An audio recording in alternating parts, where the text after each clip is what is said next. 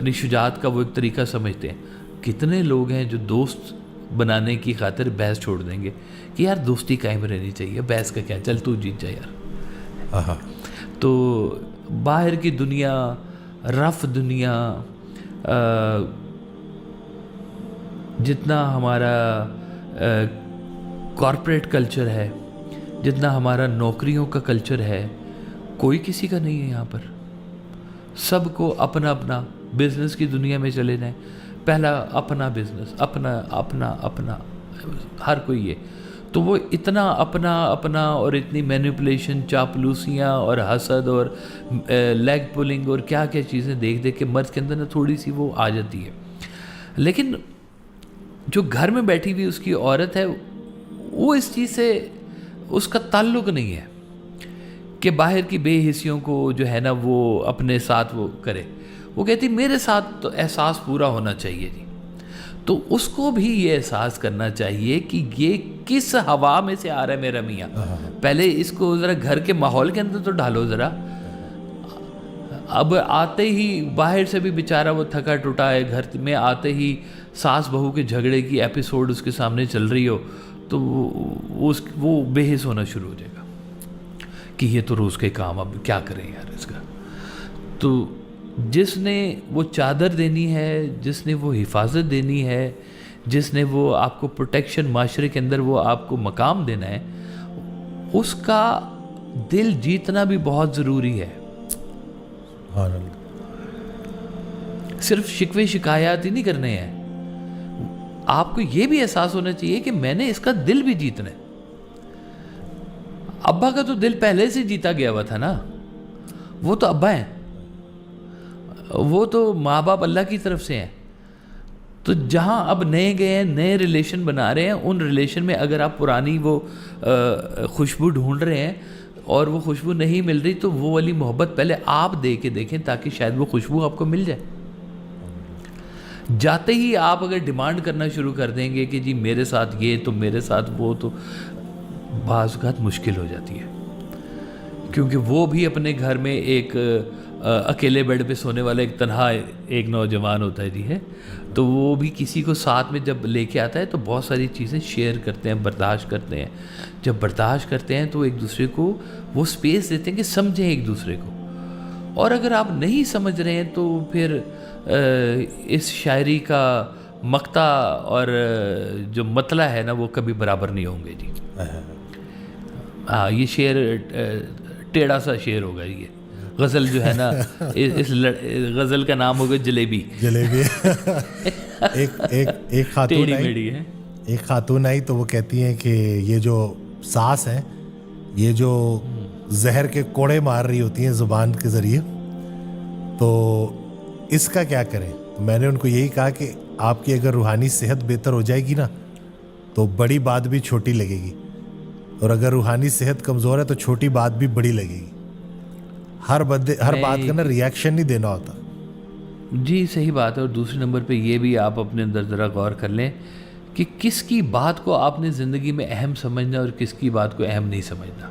ہاں, واہ واہ, سبحان اللہ. بھائی فرض کریں ہمسایہ آپ کا جھگڑا ہو گیا ہے, ہمسایہ آ کے بول گیا, تو اس کا کیا کرو گے یار. مطلب پولیس بلاؤ گے, جھگڑا کرو گے, جیتو گے تو دفعہ مارو, بولنے دو یار. اس سے تمہارا کیا, اگر فرض کیا تم جیت بھی جاؤ اس میں تو کیا جیتا, اور اگر ہار بھی جاؤ گے تو کیا ہارا کیا ہے. چوک میں جاتے ہوئے گاڑی کا ایکسیڈنٹ ہو جائے, دو ایک دوسرے کے اوپر بولنا شروع کر دیں, خواتین لڑنا شروع ہو جائیں, تو کیا اس سے کیا فرق پڑنا ہے جی آپ کی صحت کے اوپر. وہ پھر آپ کے اندر کا ایک ہے غرور ہے, تکبر ہے, انا ہے کہ آپ چونکہ اپنے آپ کو اوپر رکھنا چاہتے ہیں اور کمزور نہیں سمجھ رہے ہیں. یہ جو اس میں دیکھیں نا, ہم لوگوں کی طاقتیں کیا ہیں, ہم پاور سمجھتے کس کو ہیں کہ میرے بڑے جاننے والے ہیں, میں تو یہ کر دوں گا, میں تو وہ کر دوں گا, فلاں کر دوں گا. وہ پتہ چلتا اس کے بھی 4 جاننے والے نکلے ہیں. اب کیا ہوگا جی پھر, اور جاننے والے لڑتے رہیں گے, آپ بیٹھے ہوئے بیچ میں ہیں. تو جھگڑے کی ایک آب و ہوا پھیل گئی. اوائڈ کر سکتے ہو کر جاؤ یار. وہ جیسے ایک شعر ہے نا کہ عرفی تو نہ مندیش زغو غائے رکیباں آواز سگاں کم نہ کند رزق گدارا کہ عرفی تو نہ ان کتوں کے بولنے سے نہ تو پریشان نہ ہو، اور کتوں کے بولنے سے بھی کبھی کسی فقیر کا رزق کم ہوا ہے؟ سبحان اللہ، واہ واہ واہ، سبحان اللہ۔ تو آپ یہ بھی ذرا اپنے ذہن میں نہ بنا کے رکھیں کہ بات اس کی معنی رکھتی ہے جو آپ کے لیے معنی رکھتا ہے۔ واہ سبحان اللہ۔ اگر آپ نے اس کو معنی ہی نہیں دیے ہوئے تو یہ ڈرامہ کیا ہے؟ واہ واہ، تو یہ بات کیا ہے؟ ڈرامہ کیا ہے؟ واہ واہ، یہ ڈرامے ہی تو چل رہے ہیں۔ اب دیکھ لیں، یہ لفاظی ہے نا، یا تو آپ نے اتنی اہمیت واقعی دے کے رکھی ہے کہ اس نے کہی بات تو میرے دل پہ چھری چل گئی، وہ شخص اتنا اہم تھا میرے لیے۔ اب آپ نے اگر اہمیت ہی نہیں دی ہوئی تو پھر اس کا کہا نہ کہا آپ کو کیا معنی رکھتا ہے؟ اس سے کوئی معنی نہیں رکھتا، کیونکہ وہ شخص آپ کے لیے معنی نہیں رکھتا۔ اصل میں تو ہے ہی شخص۔ سرکار جیسے فرماتے ہیں نا کہ تم نہ اپنے قریبی جو لوگ ہیں ان کو نہ اپنی انگلیوں پہ گننا شروع کرو، نام ان کے، کہ جو تم سمجھتے ہو کہ یہ واقعی میرے بڑے سگے دوست ہیں، میرے سگے جاننے والے ہیں، یہ جن کو مجھ سے محبت ہے، یا میں ان کو بہت اچھی طرح جانتا ہوں، یہ مجھے بہت اچھی طرح جانتے ہیں۔ یہ ساری کیٹیگریز ملا کے اگر آپ انگلیوں کے اوپر ایسے نام گننا شروع کریں گے نا، تو میں آپ کو بتاؤں کہ آپ کی فون کی ڈائریکٹری میں تو ہو سکتا ہے 20,000 نمبر ہو، لیکن انگلیاں 50-60 پہ جا کے نا ختم ہو جائیں گی، گنتی ختم ہو جائے گی، گنتی ختم ہو جائے گی۔ تو یہ لوگ ہیں ٹوٹل جن کو آپ نے اپنی زندگی میں آسانی کے ساتھ چلانا ہے، جن کو آپ نے زندگی کے اندر آسائش دے سکتے ہیں، آسائش دے دیں، جن کے لیے آپ کو رحمت بن سکتے ہیں، رحمت بن سے، جن کو آپ معاف کر سکتے ہیں، معاف کر دیں، جن کی کہی ہوئی کڑوی باتیں بعض اوقات اگنور کر دیں کہ یہ میرے وہ لوگ ہیں، واقعی کوئی مس ہیپ ہو گیا، کوئی بات ہو گئی ہے، شاید اس نے، وہ کہتے ہیں نا، ہیپ آف دا مومنٹ میں کوئی بات کر دی ہے، لیکن ہے اچھا بندہ، تو آپ اگنور کر جاتے ہیں کہ یہ ہے تو میرا اصل میں ہمدردی ہے، اگر اونچا بول بھی گیا ہے تو کیا ہو گیا اسے۔ تو یہ جو 60-70 لوگ آپ کی زندگی میں ہیں نا، یہ آپ کا کل اثاثہ ہے ڈاکٹر صاحب، کل انویسٹمنٹ، کل کمائی آپ کی، انہوں نے آپ کے لیے دعائیں کرنی ہے جانے کے بعد، اور یہی لوگ اگر آپ کل کمائی یہ ہے ڈاکٹر صاحب کہ جن کے نام آج آپ بیٹھ کے انگلیوں کے اوپر گن رہے ہیں نا، یہ آپ کی زندگی کا مکمل ایسٹ ہے جو آپ نے پوری زندگی میں کمایا ہے۔